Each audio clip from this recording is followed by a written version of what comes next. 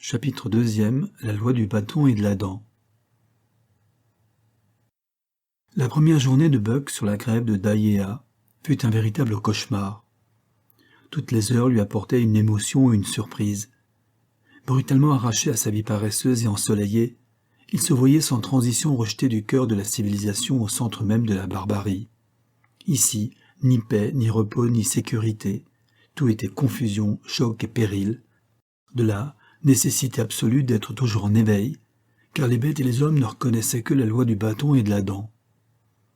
Des chiens innombrables couvraient cette terre nouvelle, et Buck n'avait jamais rien vu de semblable aux batailles que se livraient ces animaux pareils à des loups.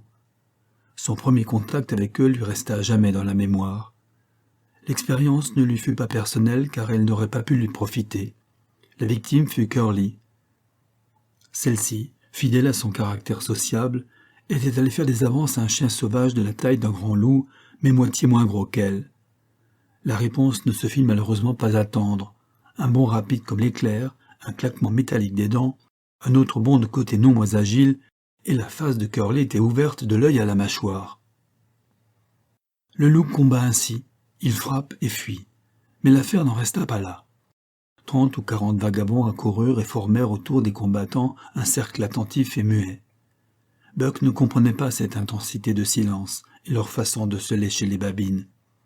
Curly se relève, se précipite sur son adversaire qui de nouveau la mord et bondit plus loin. À la troisième reprise, l'animal arrêta l'élan de la chienne avec sa poitrine, de telle façon qu'elle perdit pied et ne put se relever. C'est ce qu'attendait l'ennemi. Aussitôt la meute bondit sur la pauvre bête, et elle fut ensevelie avec des cris de détresse sous cette masse hurlante et sauvage. Ce fut si soudain et si inattendu que Buck en resta tout interdit. Il vit Spitz sortir sa langue rouge, c'était sa façon de rire, et François, balançant une hache, sauter au milieu des chiens. 3 hommes armés de bâtons l'aidèrent à les disperser, ce qui ne fut pas long. 2 minutes après la chute de Curly, le dernier de ses assaillants s'enfuyait honteusement, mais elle restait sans vie sur la neige piétinée et sanglante, tandis que le métis hurlait de terribles imprécations. Buck conserva longtemps le souvenir de cette terrible scène. Avant d'être remis de la mort tragique de Curly, il eut à supporter une nouvelle épreuve. François lui mit sur le corps un attirail de courroies et de boucles. C'était un harnais, semblable à ceux qu'il avait vus tant de fois mettre aux chevaux, et comme eux, il lui fallut tirer un traîneau portant son maître jusqu'à la forêt qui bordait la vallée, pour en revenir avec une charge de bois. Mais quoique sa dignité fût profondément blessée de se voir ainsi transformé en bête de trait, il était devenu trop prudent pour se révolter. Il se mit résolument au travail et fit de son mieux, malgré la nouveauté et l'étrangeté de cet exercice. François était sévère, exigeant une obéissance absolue que lui obtenait d'ailleurs la puissance de son fouet. Tandis que Dave, limonier expérimenté, plantait la dent, à chaque erreur, dans l'arrière-train de Buck, Spitz sans tête, très au courant de son affaire, ne pouvant atteindre le débutant, lui grognait des reproches sévères, ou pesait adroitement de tout son poids dans les traits pour lui faire prendre la direction voulue. Buck apprit vite, et fit en quelques heures de remarquables progrès, grâce aux leçons combinées de ses 2 camarades et de François.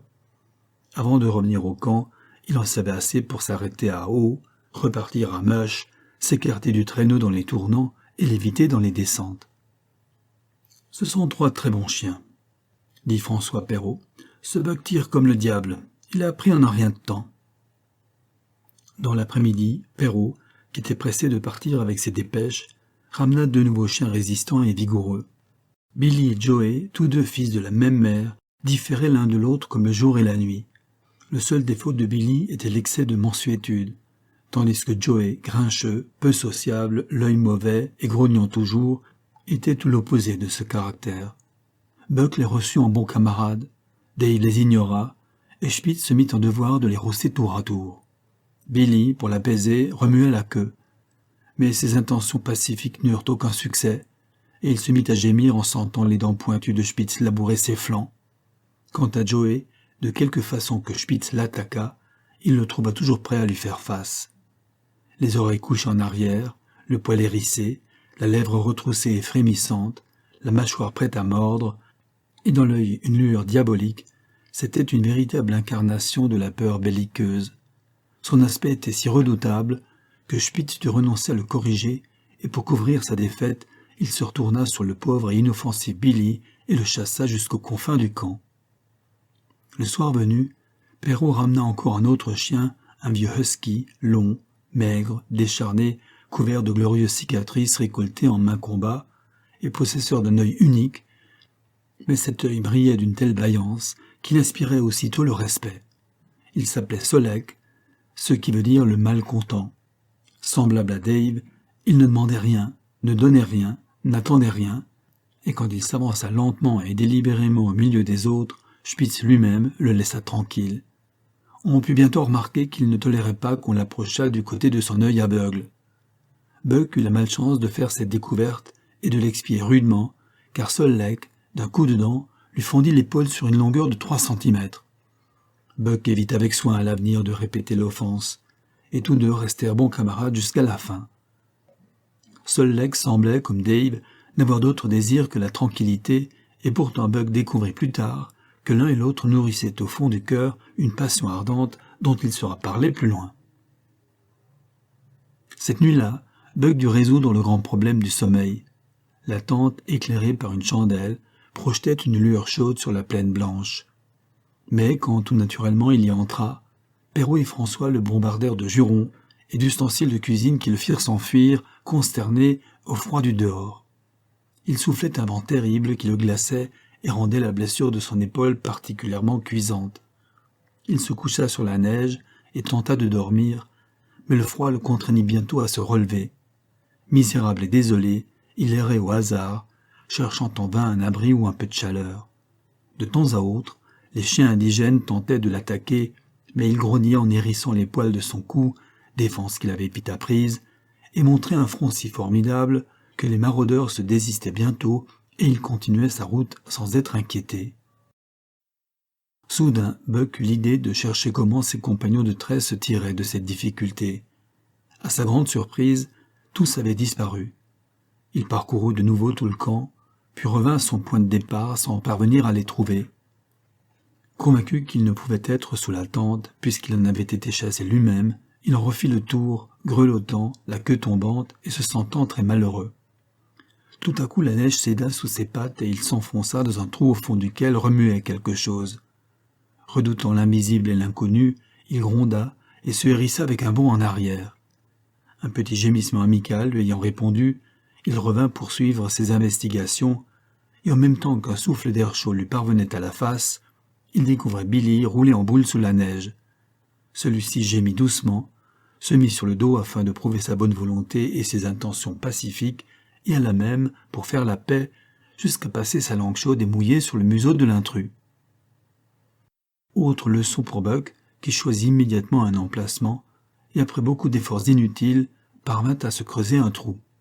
En un instant, la chaleur de son corps remplissait ce petit espace, et il trouva enfin un repos bien gagné. La journée avait été longue et pénible, et son sommeil, quoique profond, fut entremêlé de luttes et de batailles livrées à des ennemis chimériques. Buck n'ouvrit les yeux qu'au bruit du réveil du camp. Il ne comprit pas d'abord en quel lieu il se trouvait. La neige de la nuit l'avait complètement enseveli, et ce mur glacé l'enserrait de toutes parts. La peur le saisit, celle de la bête sauvage prise au piège, indice du retour de sa personnalité à celle de ses ancêtres, car étant un chien civilisé, trop civilisé peut-être, il ignorait les pièges. Tous les muscles de son corps se contractèrent instinctivement.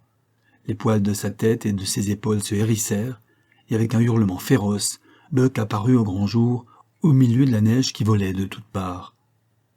Avant de retomber sur ses pattes, il avait vu le camp devant lui, et s'était rappelé dans un éclair tout ce qui s'était passé, depuis la promenade avec Manoël, jusqu'au trou qu'il s'était creusé la nuit précédente. Une exclamation de François salua son apparition. « Qu'est-ce que je disais » criait-il à Perrault. « Ce Buck est plus malin qu'un singe. Il apprend avec une rapidité surprenante. » Perrault hocha la tête d'un air de grave approbation. Courrier du gouvernement canadien, porteur d'importantes dépêches, il était désireux de s'assurer les meilleures bêtes et l'acquisition de Buck le satisfaisait pleinement. En moins d'une heure, 3 autres chiens furent ajoutés à l'attelage, formant ainsi un total de 9 animaux. Et un quart d'heure plus tard, tous étant attelés, filait dans la direction de Dahlia Cannon. Buck était content de partir, et quoique la tâche fût dure, elle ne lui parut point méprisable. Il fut frappé de l'ardeur qui animait tout l'attelage et qui le saisit à son tour, mais plus encore du changement de Dave et de Sol Leke que le harnais transformait. Toute leur indifférence avait disparu. Alertes, actifs, désireux que l'ouvrage se fît bien, ils s'irritaient de tout ce qui pouvait les retarder, du moindre désordre ou d'une erreur quelconque. L'expression de leur être semblait se réduire à bien tirer dans les traits, but suprême pour lequel ils vivaient et qui seul pouvait les satisfaire. Dave était limonier du traîneau, devant lui étaient Buck et le malcontent, le reste venait en file indienne, derrière le conducteur Spitz. Buck avait été placé entre Dave et Sol Leke pour parachever son éducation. Quelque bon élève qu'il se montra, il avait encore beaucoup à apprendre, et il acquit beaucoup de ces 2 maîtres qui ne le laissaient jamais longtemps dans l'erreur, et appuyaient leurs leçons de leurs dents acérées. Dave était juste et modéré. Il ne mordait jamais Buck sans cause, mais à la moindre faute, il ne manquait pas de le serrer. Et comme le fouet de François le secondait toujours, Buck trouva plus profitable de se corriger que de riposter. Pendant une courte halte, s'étant empêtré dans les traits, et par suite ayant retardé le départ de l'attelage, il reçut une correction à la fois de Dave et de Sol Leke. Le désordre qui en résulta fut plus grand encore, mais désormais, Buck évita soigneusement d'emmêler les traits, et avant la fin du jour, il avait si bien compris son travail que ses camarades cessèrent de le reprendre. Le fouet de François claqua moins souvent, et Perrault lui-même fit à Buck, pendant la halte, l'honneur de lui examiner soigneusement les pattes. Ce fut une rude journée de marche. Ils traversèrent le canyon, Shep Kind, les Scales et la limite des bois, franchirent des glaciers et des amas de neige de plusieurs centaines de pieds de profondeur, passèrent enfin le Chilkoot Divide, qui sépare l'eau salée de l'eau fraîche, et garde avec un soin jaloux le nord triste et solitaire. La caravane descendit rapidement la chaîne des lacs qui remplissent les cratères de volcans éteints. La soirée était déjà avancée, lorsqu'elle s'arrêta dans le vaste camp situé à la tête du lac Bennett, où des milliers de chercheurs d'or construisaient des bateaux en prévision de la fonte des glaces au printemps. Comme la veille, Buck, ayant fait son trou dans la neige, s'y endormit du sommeil du juste pour en être, le lendemain, déterré à la nuit noire et reprendre le harnais avec ses compagnons. Ce jour-là, ils firent 40 milles, car la voie était frayée. Mais le lendemain, et bien des jours encore, ils durent, pour établir leur propre piste, travailler plus dur tout en avançant plus lentement. En général, Perrault précédait l'attelage, tassant la neige avec ses patins pour lui faciliter la route. François maintenait la barre du traîneau et changeait rarement de place avec son compagnon. Perrault était pressé et se targuait de bien connaître la glace, science indispensable, car la couche nouvelle était peu épaisse et sur l'eau courante il n'y en avait pas du tout. Pendant de longs jours, Buck tira dans les traits. On levait toujours le camp dans l'obscurité et les premières lueurs de l'aube retrouvaient les voyageurs en marche, ayant déjà un certain nombre de milles à leur actif. D'habitude aussi, on dressait le camp à la nuit noire, les chiens recevaient une ration de poisson et se couchaient dans la neige. Buck aurait voulu avoir plus à manger. La livre et demie de saumon séché qui était sa pitance journalière ne semblait pas lui suffire. Il n'avait jamais assez et souffrait sans cesse de la faim. Toutefois, les autres chiens qui pesaient moins et étaient faits à cette vie ne recevaient qu'une seule livre de nourriture et se maintenaient en bon état. Buck perdit vite sa délicatesse de goût, fruit de son éducation première. Mangeur friand, il s'aperçut que ceux de ses congères qui avaient fui les premiers lui volaient le reste de sa ration, sans qu'il pût la défendre contre leurs entreprises, car, tandis qu'il écartait les uns, les autres avaient vite fait de happer le morceau convoité. Pour remédier à cet état de choses, il se mit à manger aussi vite qu'eux, et la faim le poussant, il n'hésita pas à prendre comme eux le bien d'autrui quand l'occasion se présenta. Ayant vu Pike, un des nouveaux chiens, voleur habile, faire disparaître une tranche de jambon derrière le dos de Perrault, il répéta l'opération et la perfectionna dès le lendemain, emportant le morceau tout entier.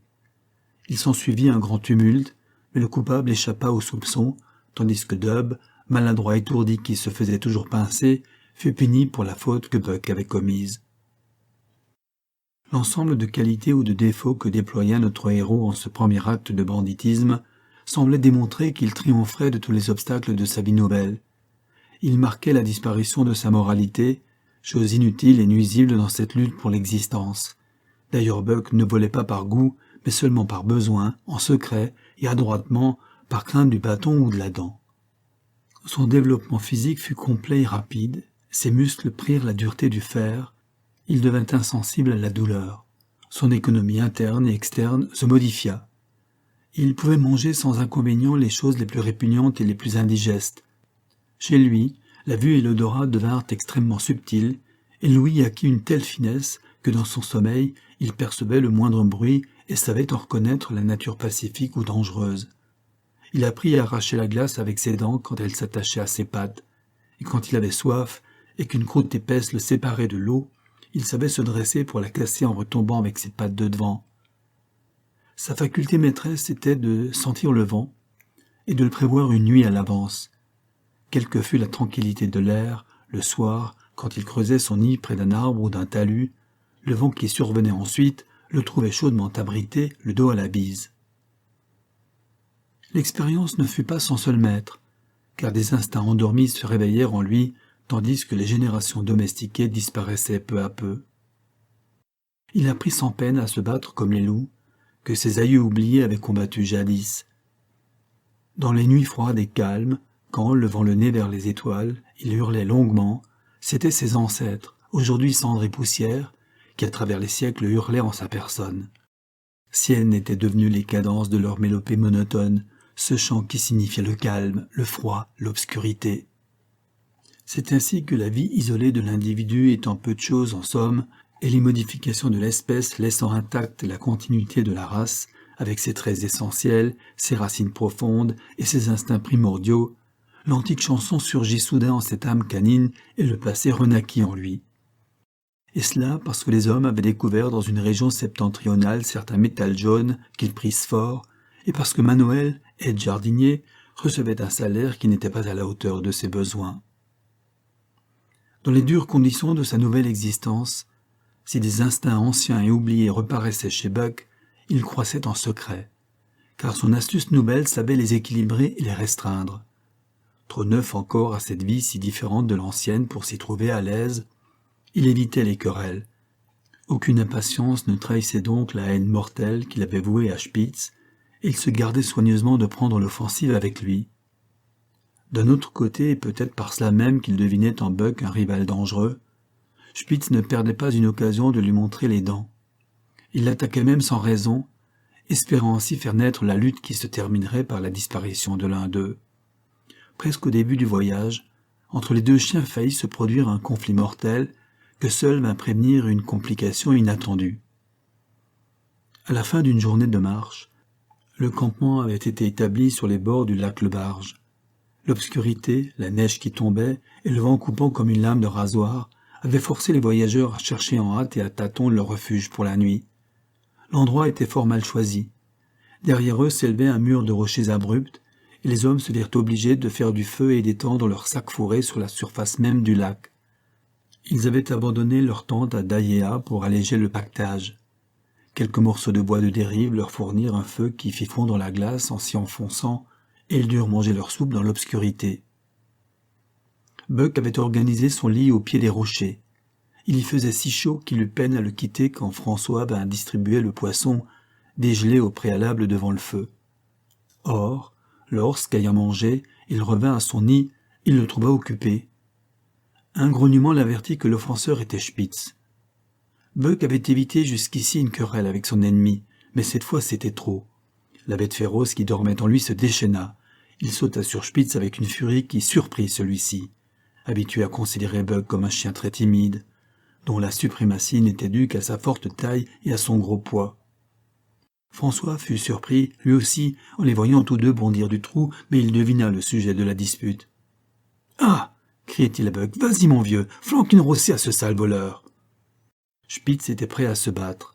Hurlant de rage et d'ardeur, il tournait autour de Buck, guettant le moment favorable pour sauter sur lui. Buck, non moins ardent, mais plein de prudence, cherchait aussi à prendre l'offensive. Mais à ce moment, survint l'incident qui remit à un avenir éloigné la solution de la querelle.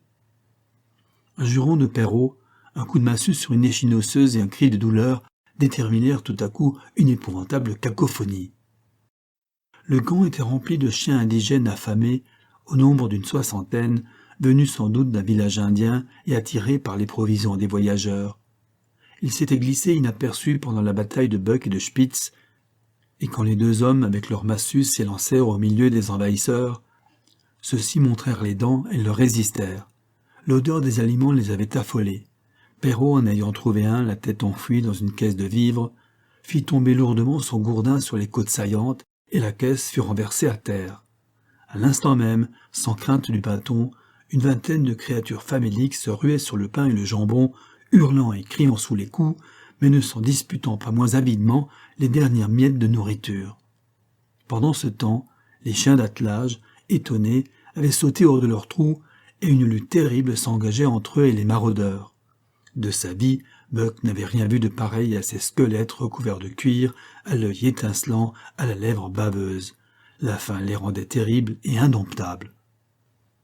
Au premier assaut, les chiens de trait se virent repousser au pied des rochers. Buck fut attaqué par 3 d'entre eux, et en un clin d'œil, sa tête et ses épaules étaient ouvertes et saignantes. Le bruit était effroyable. Billy gémissait comme à son ordinaire. Dave et Sol Lek, perdant leur sang par plusieurs blessures, combattaient courageusement côte à côte. Joey mordait comme un diable. Une fois, ses mâchoires se refermèrent sur la jambe d'un des maraudeurs, et l'on entendit craquer l'os. Pike, le géniard, sauta sur un animal estropié et lui cassa les reins d'un coup de dent. Buck saisit par la gorge un adversaire écumant, lui planta les dents dans la jugulaire, et le goût du sang dont il fut inondé surexcitant sa vaillance, il se jeta sur un autre ennemi avec une fureur redoublée. Mais au même moment, il sentit des crocs aigus s'enfoncer dans sa gorge, c'était Spitz qui l'attaquait traîtreusement de côté. Perrault et François, ayant réussi à débarrasser le camp, se précipitèrent à son secours et Buck parvint à se délivrer. Mais les deux hommes furent rappelés du côté des caisses de conserve, menacés de nouveau. Et cette fois, les envahisseurs, réduits en nombre, mais désespérés, montraient un front si féroce que Billy, puisant du courage dans l'excès même de sa terreur, s'élança hors du cercle menaçant et s'enfuit sur la glace au risque de l'effondrer. Pike et Dub le suivirent de près, ainsi que le reste de l'attelage. Au moment où Buck prenait son élan pour les rejoindre, il vit du coin de l'œil Spitz se préparant à sauter sur lui pour le terrasser. Une fois par terre, au milieu de cette masse de fuyards, c'en était fait de lui, mais il put résister au choc de Spitz et rejoindre ses camarades sur le lac. Les 9 chiens d'attelage, n'étant plus poursuivis, se réunirent et cherchèrent un abri dans la forêt. Ils offraient un piteux aspect, chacun avait 5 ou 6 blessures, dont quelques-unes étaient profondes. Dub était grièvement blessé à une jambe de derrière. Dolly, le dernier chien acheté à Daiea, avait une large plaie au cou. Joey avait perdu un œil, et le doux Billy, ayant une oreille déchiquetée et mangée, ne cessa de gémir et de geindre tout le reste de la nuit. À l'aube, chacun regagna péniblement le camp pour trouver les maraudeurs en fuite, et les 2 hommes de fort mauvaise humeur, car la moitié de leurs provisions avait disparu. Rien de ce qui pouvait se manger n'avait échappé aux indigènes. Ils avaient dévoré les courroies du traîneau et des bâches, avalé une paire de mocassins en cuir de buffle appartenant à Perrault, des fragments de harnais et de cuir, et plus de 60 centimètres de la mèche du fouet de François. Celui-ci contemplait tous ces dégâts avec tristesse lorsqu'arrivèrent ses chiens blessés. « Ah, mes amis, fit-il avec tristesse, peut-être allez-vous devenir tous enragés avec ces morsures. Qu'en pensez-vous, Perrault ?» Le courrier hocha la tête, soucieux. 400 miles le séparaient de Dawson, et l'hypothèse de François le faisait frémir. 2 heures de jurons et d'efforts remirent les choses en place, et l'attelage raidi par ses blessures repartit pour affronter la course la plus dure qu'il devait fournir jusqu'à Dawson. La rivière de 30 Mile, défiant la gelée, roulait librement ses eaux agitées, et la glace ne portait que dans les petites baies et les endroits tranquilles. Il fallut 6 jours d'un travail opiniâtre et d'un péril constant pour couvrir ces terribles 30 miles. Une demi-douzaine de fois, Perrault, qui marchait en éclaireur, sentit la glace céder sous son poids, et ne fut sauvé que par le long bâton qu'il portait de façon à le placer en travers du trou fait dans la glace par son corps. Le froid était terrible. Le thermomètre marquait 50 degrés au-dessous de 0, et Perrault devait, après chaque bain involontaire, allumer du feu et sécher ses vêtements. Mais rien ne l'arrêtait, et il justifiait bien le choix fait de lui comme courrier du gouvernement. Avec sa petite figure ratatinée et vieillotte, on le voyait toujours au poste le plus dangereux, s'aventurant résolument sur les berges où la glace craquait parfois à faire frémir, toujours maître de soi, inlassable et incapable de découragement. Une fois, le traîneau s'enfonça. Dave et Buck étaient gelés et presque noyés lorsqu'on réussit à les sortir de l'eau. Il fallut, pour les sauver, allumer le feu habituel. Une carapace de glace les recouvrait, et les deux hommes, pour les dégeler et les réchauffer, durent les faire courir si près du feu que leurs poils en furent roussis. Une autre fois, Spitz s'enfonça, suivi d'une partie de l'attelage, jusqu'à Buck, qui, se rejetant de toute sa force en arrière, crispait ses pattes sur le rebord glissant, tandis que la glace tremblait. Derrière lui était Dave, faisant aussi des efforts pour retenir le traîneau que François tirait à se faire craquer les tendons. Un jour enfin, la glace du bord se rompit tout à fait, et leur seule chance de salut fut d'escalader la muraille de rochers. Perrault y réussit par un miracle que François implorait du ciel. Puis on réunit les lanières, les courroies du traîneau, et jusqu'au dernier morceau de harnais pour faire une longue corde qui servit à hisser les chiens un à un au sommet de la falaise. François vint le dernier après le traîneau et son chargement. Il fallut ensuite trouver un autre endroit propice à la descente qui fut opérée aussi à l'aide de la corde, et la nuit retrouva, sur le bord de la rivière, les malheureux à un quart de mille de leur point de départ. Parvenus à Otinlinka et à la glace résistante, Buck était anéanti et les autres ne valaient guère mieux. Mais l'inflexible Perrault exigea, pour réparer le temps perdu, un effort de plus de son attelage. Il fallut partir tôt et s'arrêter tard. Ils firent, le premier jour, 35 miles jusqu'à Big Salmon, et le deuxième, 30 miles, ce qui les amena tout près de Five Fingers. Les pattes de Buck n'étaient pas aussi endurcies et résistantes que celles des autres chiens. Elles s'étaient amollies par l'effet des siècles de civilisation qui pesaient sur lui, et toute la journée le chien boitillait en souffrant horriblement. Le camp, une fois dressé, il se laissait tomber comme mort, sans pouvoir même, malgré sa faim, venir chercher sa ration que François était obligé de lui apporter.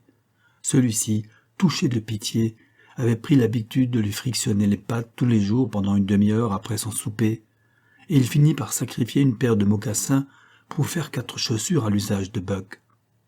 Ce lui fut un grand soulagement, et la figure renfrognée de Perrault se dérida un jour en voyant Buck, dont François avait oublié les mocassins, se coucher sur le dos et agiter désespérément ses 4 pattes en l'air sans vouloir bouger.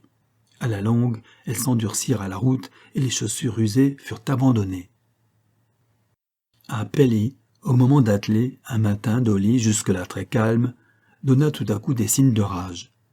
Elle annonça son état par un long hurlement si plein de désespoir et d'angoisse que chaque chien s'en hérissait d'effroi. Puis elle bondit sur Buck. Celui-ci n'avait jamais connu de cas de rage. Toutefois, il sembla deviner la hideuse maladie et s'enfuit, poussé par une panique effroyable. Il filait bon train, la chaîne écumante, le suivant de tout près, car il n'arrivait pas à la distancer malgré la terreur qui lui donnait des ailes. Il se fraya un passage à travers les bois, jusqu'à l'autre extrémité de l'île, traversa un chenal plein de glace pour atterrir dans une autre île, puis dans une troisième, fit un retour vers le fleuve principal, et en désespoir de cause, allait le traverser, car sans la voir, il entendait la bête gronder derrière lui. François le rappela de très loin, et il revint sur ses pas, haletant, suffocant, mais plein de confiance dans son maître. Celui-ci tenait à la main une hache, et lorsque Buck passa devant lui comme un éclair, il vit l'outil s'enfoncer dans le crâne de la bête enragée. Chancelant, il s'arrêta près du traîneau, à bout de souffle et sans force. Ce fut le moment choisi par Spitz pour sauter sur lui. 2 fois, ses dents s'enfoncèrent dans la chair de l'ennemi sans défense, la déchirant jusqu'à l'os, mais le fouet de François s'abattit sur le traître, et Buck eut la satisfaction de lui voir subir une correction des plus sévères. « Ce Spitz est un diable incarné, » fit Perrault. « Il finira par nous tuer, Buck, si l'on y veille. »« Buck vaut 2 diables à lui seul, » répondit François. « Quelques beaux jours, vous pouvez m'en croire, il avalera Spitz tout entier pour le recracher sur la neige. » À partir de ce moment, en effet, ce fut la guerre ouverte entre les 2 chiens. Spitz, comme chef de file, maître reconnu de l'attelage, sentait sa suprématie diminuer devant cet animal si peu semblable aux nombreux chiens du Sud qu'il avait connus. Bien différent de ces animaux délicats et fragiles, Buck supportait les privations sans en souffrir. il rivalisait de férocité et d'astuce avec le chien du pays. Plein de finesse sous sa forte charpente, il savait attendre son heure avec une patience digne des temps primitifs. Buck désirait un conflit au sujet de la direction suprême, car il était dans sa nature de vouloir dominer. De plus, il avait été saisi de cette passion incompréhensible du trait, qui fait tirer les chiens jusqu'à leur dernier souffle, les pousse à mourir joyeusement sous le harnais et leur fend le cœur s'ils en sont éloignés. C'était la passion de Dave comme Limonier, de Sol Lake tirant de toute sa force, passion qui les saisissait le matin au lever du camp et les transformait de brutes moroses et maussades en créatures ardentes, alertes et généreuses. C'était cette même passion qui poussait Spitz à corriger sévèrement toute faute dans le service, à dresser en conscience les nouvelles recrues, mais qui lui faisait en même temps pressentir et combattre toute supériorité capable de lui susciter un rival. Buck en vint à menacer effrontément l'autorité de Spitz, s'interposant entre lui et ceux qu'il voulait punir. Une nuit, il y eut une épaisse tombée de neige et le matin venu, Pike le geignard n'apparut pas. Il restait blotti dans son trou sous un blanc matelas. François l'appela et le chercha en vain. Spitz était fou de rage. Il arpentait le camp, reniflant et grattant partout, et grognant si furieusement que le coupable en tremblait d'effroi dans sa cachette. Quand il fut enfin déterré, et que Spitz, exaspéré, sautait sur lui pour le corriger, Buck, également furieux, s'élança entre les deux. Ce fut si inattendu et si habilement accompli que Spitz, étonné, retomba en arrière. Pike, jusque-là, tremblant de peur, rassembla son courage, fondit sur son chef renversé, et Buck, oublieux de toute loyauté, s'élançait lui aussi pour l'achever. Mais François, défenseur de la justice, intervint avec son fouet. Il lui fallut d'ailleurs employer le manche pour réussir à faire lâcher à Buck son rival terrassé. Le révolté, étourdi par le coup, abandonna son ennemi et fut corrigé sans merci, tandis que Spitz, de son côté, punissait vigoureusement Pike le geignard. Pendant les jours qui suivirent, et qui les rapprochaient de Dawson, Buck continua à s'interposer entre Spitz et les coupables, mais toujours rusé, il le faisait hors de la vue de François. Cette secrète mutinerie encourageait l'insubordination générale à laquelle Dave et Sol Lake seuls échappaient. Ce n'était que querelles et luttes incessantes, et François, toujours inquiet de ce terrible duel qu'il savait bien devoir se produire tôt ou tard, dut plus d'une nuit, au bruit des batailles, quitter ses couvertures de fourrure pour intervenir entre les combattants. L'occasion favorable ne se présenta pas, et ceux-ci arrivèrent à Dawson sans avoir vidé leurs différends. Ils y trouvèrent beaucoup d'hommes et d'innombrables chiens qui, selon l'habitude, travaillaient sans relâche. Tout le long du jour, des attelages infatigables sillonnaient la rue principale, et la nuit, leurs clochettes tintaient encore. Ils tiraient des chargements de bois de construction ou de bois à brûler, rapportaient les produits des mines, faisaient en un mot tous les travaux exécutés par des chevaux dans la vallée de Santa Clara. Buck, de temps à autre, rencontrait des chiens du sud, mais en général c'étaient des métis de loups et des chiens du pays. Chaque nuit, à 9h, à minuit, à 3h du matin, il faisait entendre un chant nocturne, étrange et fantastique, auquel Buck était heureux de se joindre. Quand l'aurore boréale brillait froide et calme au firmament, que les étoiles scintillaient avec la gelée, et que la terre demeurait engourdie et glacée sous son linceul de neige, ce chant morne, lugubre et modulé sous le ton mineur, avait quelque chose de puissamment suggestif, évocateur d'images et de rumeurs antiques. C'était la plainte immémoriale de la vie même, avec ses terreurs et ses mystères, son éternel labeur d'enfantement et sa perpétuelle angoisse de mort, lamentation vieille comme le monde, gémissement de la terre à son berceau, et Buck, en s'associant à cette plainte, en mêlant fraternellement sa voix aux sanglots de ses demi-fauves, Buck franchissait d'un bond le gouffre des siècles, revenait à ses aïeux, touche à l'origine même des choses. 7 jours après son entrée à Dawson, la caravane descendait les pentes abruptes des Barracks sur les bords du Yukon et repartait pour Dyea et Saltwater. Perrault emportait des dépêches plus importantes encore que les premières. La passion de la route l'avait saisi à son tour et il voulait cette année-là battre le record des voyages. Plusieurs circonstances lui étaient favorables. Le bagage était léger, la semaine de repos avait remis les chiens en état, la voie tracée était battue par de nombreux voyageurs et de plus, la police avait établi 2 ou 3 dépôts de provisions pour les hommes et les chiens. Ils firent dans leur première étape 60 miles, ce qui est une course de 60 milles, et le second jour franchir le Yukon dans la direction de Pelée. Mais cette course rapide ne s'accomplit pas sans beaucoup de tracas et d'ennuis pour François. La récolte insidieusement fomentée par Buck avait détruit l'esprit de solidarité dans l'attelage qui ne marchait plus comme un seul chien. L'encouragement sourdement donné aux rebelles les poussait à toutes sortes de méfaits. Spitz n'était plus un chef à redouter, il n'inspirait plus le respect, et son autorité était discutée. Pike lui vola un soir la moitié d'un poisson et l'avala sous l'œil protecteur de Buck. Une autre nuit, Dub et Joey se battirent avec Spitz et lui firent subir le châtiment qu'ils méritaient eux-mêmes à juste titre.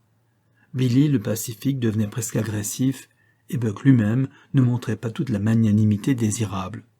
Fort de sa supériorité, il insultait ouvertement l'ennemi qui naguère le faisait trembler et pour tout dire agissait un peu en bravache. Le relâchement de la discipline influait même sur les rapports des chiens entre eux. Ils se disputaient et se querellaient sans cesse. Seuls Dave et Solek ne changeaient pas, tout en subissant le contre-coup de ces luttes perpétuelles.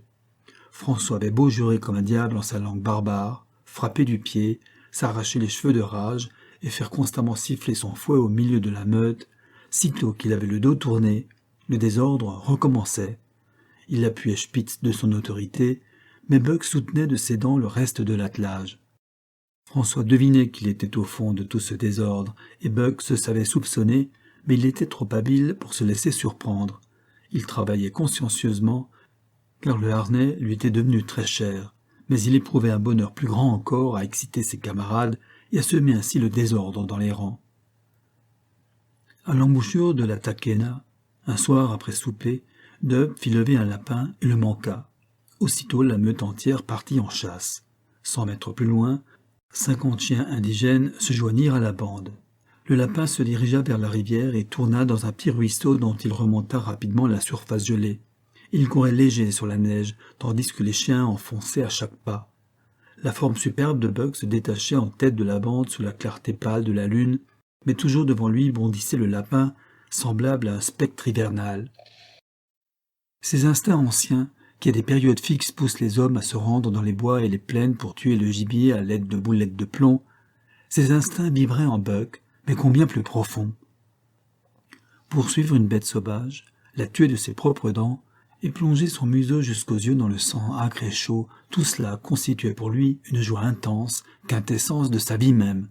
À la tête de sa horde, il faisait résonner le cri de guerre du loup en s'efforçant d'atteindre la forme blanche qui fuyait devant lui au clair de lune. Mais Spitz, calculateur méthodique, au plus fort même de ses ardeurs, abandonna la meute et coupa à travers une étroite bande de terrain que le ruisseau enserrait d'un long détour.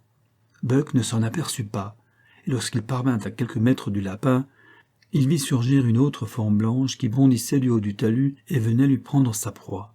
Le lapin ne pouvait plus tourner, et quand les dents acérées lui brisèrent les reins, il poussa un cri perçant comme celui d'un humain. La meute, sur les talons de Buck, hurla de joie en entendant ce signal de mort. Seul Buck demeura muet, et sans arrêter son élan, se précipita sur Spitz, épaule contre épaule, si violemment qu'ils roulèrent ensemble dans la neige pulvérisée. Spitz, se retrouvant sur ses pattes aussitôt, entailla l'épaule de Buck d'un coup de dent et bondit plus loin. 2 fois ses mâchoires se refermèrent sur lui comme les ressorts d'acier d'un piège. 2 fois il recula pour reprendre son élan, et sa lèvre amaigrie se retroussait en un rictus formidable. L'heure décisive était venue. Tandis qu'ils tournaient autour l'un de l'autre, les oreilles en arrière, cherchant l'endroit vulnérable, Buck eut comme le ressouvenir d'une scène familière déjà vécue. Il en reconnaissait tous les détails, la terre et les bois tout blancs, le clair de lune et la bataille elle-même. Un calme fantastique régnait sur cette pâleur silencieuse. Rien ne remuait. Dans les airs montait tout droite l'haleine des chiens qui, les yeux étincelants, entouraient les 2 combattants d'un cercle muet. Spitz était un adversaire expérimenté. Du Spitzberg au Canada, il avait combattu toute espèce de chien et s'en était rendu maître. Sa fureur n'était jamais aveugle, car le désir violent de mordre et de déchirer ne lui laissait pas oublier chez son ennemi une passion semblable à la sienne. Jamais il ne s'élançait le premier et n'attaquait qu'après s'être défendu. En vain, Buck tentait de le mordre.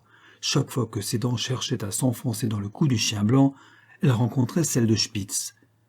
Les crocs s'entrechoquaient, Les lèvres saignaient, mais Buck ne pouvait arriver à surprendre son rival. Il s'échauffa, l'enveloppa d'un tourbillon d'attaque, mais toujours Spitz ripostait d'un coup de dent et bondissait de côté. Buck fit alors mine de s'élancer à hauteur du museau de son ennemi, puis rentrant soudain la tête, il se servit de son épaule comme d'un bélier pour battre l'adversaire, ce qui lui valut un nouveau et terrible coup de dent, tandis que Spitz bondissait légèrement au loin. Celui-ci restait sans blessure en face de Buck, hors d'haleine et ruisselant de sang. La bataille approchait du dénouement, et le cercle des chiens-loups en attendait l'issue pour achever le vaincu.